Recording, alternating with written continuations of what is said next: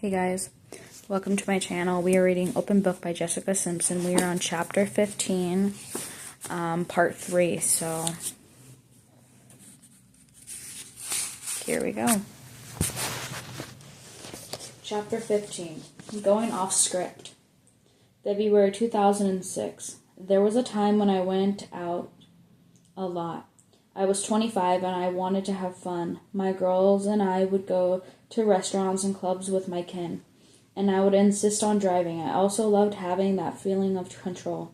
At the bottom of my street, the paparazzi would be waiting, 12 cars deep, and the chase would begin. We had a new girl in the car with us once, and I wanted to get away from the pack. I knew a turn where I could gun it, then cut down another street that had a fork in the road. As I swerved, my new friend began screaming and didn't stop until I'd made the turn and lost them. "Don't worry," I said calmly as I slowed down and checked the rear view. I had to take a stunt driving class for Dukes. Photographers weren't going to stop me from being free. Their mission was to catch me on a date, and I was frankly on a mission to get one. I needed to see what kind of guys I actually liked. I never gave myself much of an opportunity before, and neither Nick nor I were waiting until the divorce was final to start our new lives. He and my father were haggling over money, and I couldn't wait forever. I also had to give up on Johnny. I hadn't left Nick for anybody but me, so I didn't have the illusion that I could turn to Johnny and say, "Okay, now your turn." He needed time, and I didn't have time. I wanted to go have fun, but I was the same die-hearted romantic, reading his love letters through the whiskey amber of the glass. In one of his texts, he asked me how I did it. "Did what?" I asked. "Leave," he said back. "You just have to do it," I said. He didn't, and at least not for another year. But by then, it was too late for us. I finally let the idea of him go.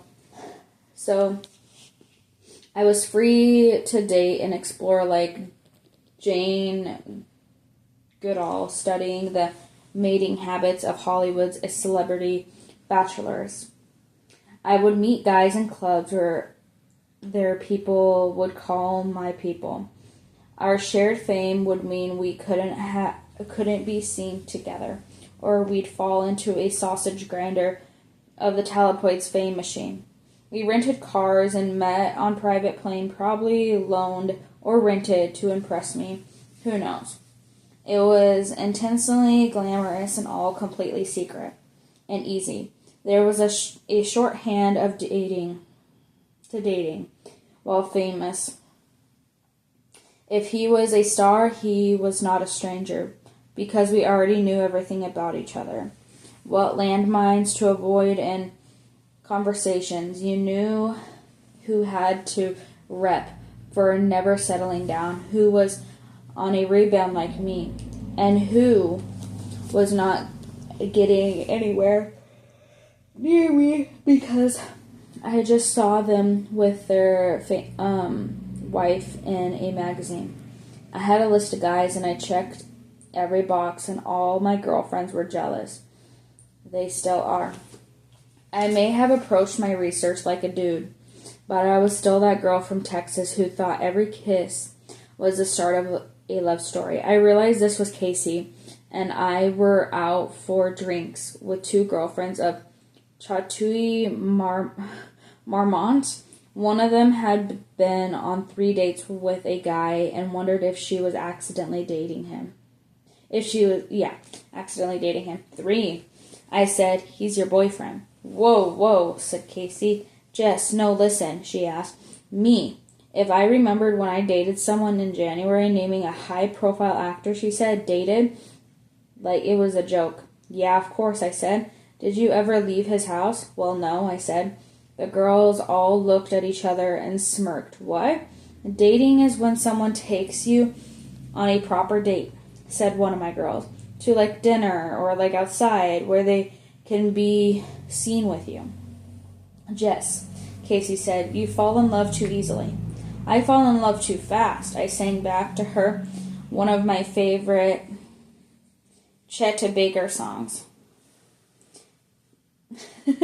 Guilty. I had no concept of what it was to date and get to know someone, no matter how casual I approached it.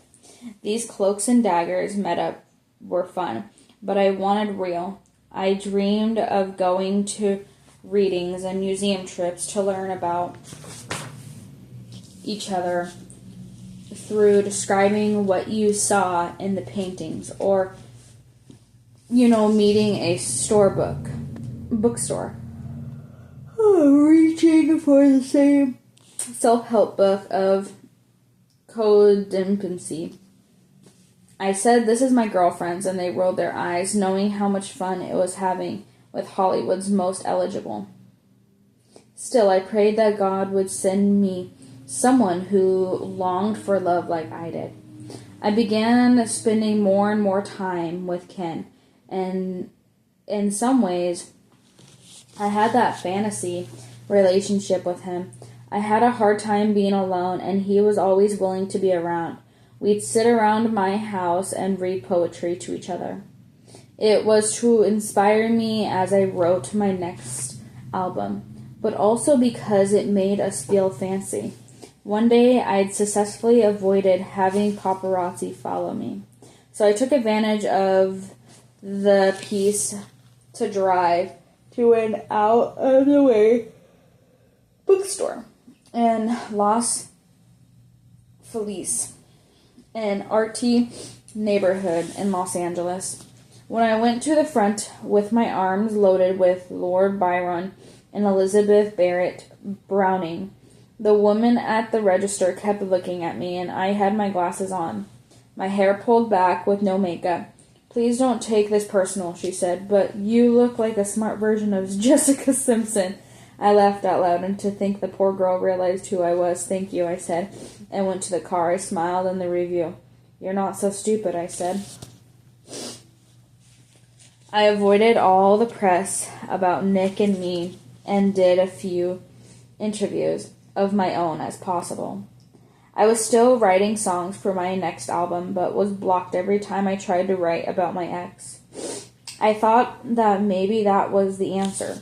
Just write a fun album. It was around this time that I followed Charlie Walk, one of my early champions up at Columbia, to Epic, where he was the new president. Casey, Ken, and I rented a house in Santa Fe while I filmed my next movie, Employee of the Month. I loved it there, and I felt like I had a space to get to know myself, new self. I realized that I wasted a lot of time avoiding acting on decisions because I feared regret. I was good enough to be my own friend. A friend wouldn't let me do that anymore. Reporters followed me to New Mexico, trying to get me to say something about Nick. Take the high road, I would tell myself over and over. And then the steamroller came behind me. On April 19th, he realized to tell all interview of Rolling Stone, where he pretty much talked about me the whole time, and apparently cried a bunch of times too. I don't know, because by then I was back in LA and the article was kept from me. By then we had also cut off all communication. I knew he was creating an ad campaign for his next album, What's Left of Me, around the divorce. As much as that hurt me, I still felt responsible for him in many ways. If this would help him heal and make a living, give it to him. As a part of the divorce album rolled out, 3 days later, MTV did a much hyped Prime TV air of his documentary about making an album, and one he had a newlyweds crew following him around for. It was a Saturday night, and yes, I stayed home alone to watch it in bed. I didn't have my popcorn, but I did have my wine. I just wanted to know what he was going to reveal. And I also wanted to know what he thought of me now, because at that point I had no idea. Well, I soon learned that he hated me. He showed him playing a song for his dad called "I Can't Hate You Anymore," he said. Kind of sums it up all for me. He didn't write that yesterday, I thought. He wrote that while I was married to him. I had been right along. I watched him portray himself as a victim, casting me as the selfish person. Then he mentioned that the door was still open for us to get back together. I kept pulling the blanket over my face to hide because I felt so exposed. It was so disrespectful and dragged me back into his orbit when I was just starting to leave it. Look, I respect artists, and you can't stop them from drawing on their lives and say that they wanted to say, but this was different. This was PR and spin. It felt like I was pulled back onto Newlyweds, only it was just him talking about me and far away looks, the dramatic pauses. He blamed opening our lives to camera for ruining our marriage to the same camera crew he'd then hired. I even watched the Making the Video special that aired after and saw that he'd recreated our life for the video, casting his future wife Vanessa Minilo to play me as this cold, unfeeling person. I knew he did this to hurt me. It didn't make me cry, it made me mad, but he was breaking down in front of the world and again. I felt responsible. How many times are women made to feel responsible for actions of men? I know now that I wasn't, but back then it felt like I needed to fix him. So I called him, and I asked to meet him at my house. I don't know what kind of rental car or secret driver agent tricks he pulled to fool the paparazzi to get through my gate, but he managed. I rang the bell, and out of the reflex I hugged him. I meant it too. Despite my anger, I missed him. Nick brought his album to play for me, and I had to sit in my living room listening to his songs about me. He even sang along and would look at me for praise, or glance at me when there was a particular cruel line about me. I was numb, just blank. How do you react when you find out you have apparently hurt someone so deeply that they feel entitled to such actions? I felt manipulated into some revenge fantasy, but I had to put myself in this situation. I didn't know any other way to make it better, so I slept with him. I wish you were there to stop me too. It was emotional. Yet there was no connection. There is nothing more to say than this was a confirmation that this man was not my husband anymore. He didn't stay the night. I was relieved because I could feel his hate. The whole situation was very dark. I didn't want the energy in my home. When he walked out the door, I knew I would never see him again. I didn't call anybody afterwards to tell them I had let this happen. I was too ashamed. I had so much to step forward to in life, and I put myself back in the same old boots. Nick would always be one that loves of my lives, and he taught me how to love in that way, so I appreciated that. But I had to leave him in the past. But to do that, I had to finalize the divorce. Nick and my dad continued to fight over how much money I had to give him. I finally asked my dad and the business manager what the sum was. They said Nick wanted a certain number, and honestly, I don't remember what it was. If it sounds crazy that I can't remember, it was crazy to me that we had that kind of money to fight over. After the 3 seasons of the show, we were both blessed by God, but Nick had a better lawyer. Just give it to him, I said. You all gotta stop. Just give him the money.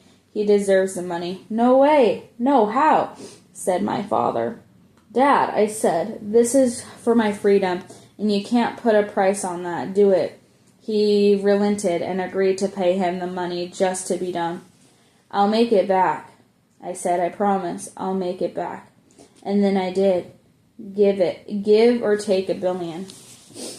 Alright, guys. That is the end of chapter 15. I will see you guys in chapter 16 in the next video. Thank you guys for listening.